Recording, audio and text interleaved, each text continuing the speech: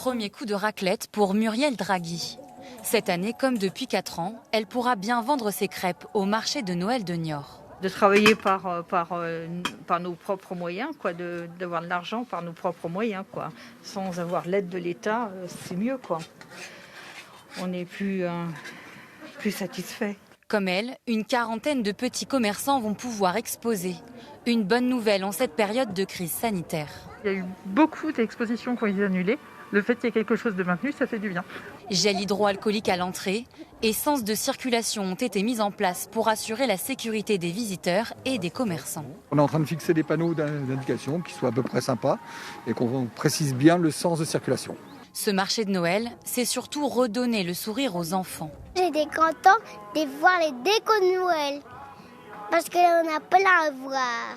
Moi, je suis vraiment content. Et j'ai envie que le marché de Noël reste comme ça tous les jours. Oui, le virus est là, mais on peut vivre avec et faire la fête en faisant attention et en rendant les enfants heureux quand même, parce que c'est une fête pour les enfants. Tout est prêt pour faire vivre la magie de Noël. Sauf peut-être... Il manque le vin chaud. Dommage. Mais qu'importe, le marché de Noël est bien maintenu et c'est tout ce qui compte. Et nous retrouvons Liane Courtet en direct de Niort, sans vin chaud. Bonsoir. Et vous êtes avec le maire de la ville, là. Oui, tout à fait. Je suis avec Jérôme Baloge. Bonsoir. Vous avez choisi, contrairement à d'autres maires comme à La Rochelle ou Poitiers, de maintenir le marché de Noël. Pourquoi ?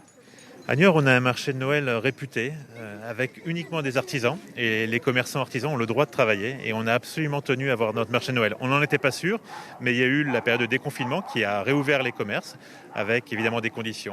Mais on est attaché à Noël à Niort depuis plusieurs années. On investit le moment de Noël sur toute l'année. Donc avec un donjon illuminé, un marché de Noël qui est très apprécié. Encore une fois, un centre-ville qui est très mis en valeur. C'était vraiment très important pour nous de réussir encore une fois cette année Noël. Alors, quelles consignes, quelles règles ont été mises en place pour assurer la sécurité de tout le monde ? Et vous le voyez, il y a un sens de direction, il y a des élargissements d'allées, il y a aussi des conditions sanitaires précises. On ne mange pas au pied des chalets, on emporte à manger un peu plus loin ou chez soi.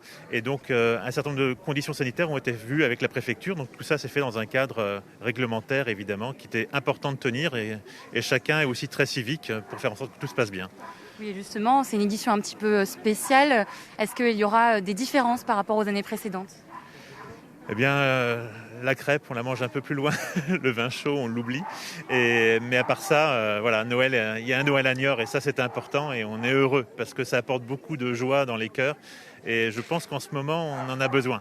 Ça permet de tenir et ça permet de se réunir et d'être tourné aussi vers l'avenir, vers des moments de convivialité qu'on retrouvera bientôt. Est-ce que vous attendez beaucoup de monde pour cette édition ? Oui, on attend toujours beaucoup de monde. Alors cette année, il n'y a pas les animations qu'il y a traditionnellement, donc il y aura évidemment un peu moins de monde. Mais j'imagine bien, et on le voit déjà ce soir, les Niortais ont besoin aussi de profiter de leur ville et du marché.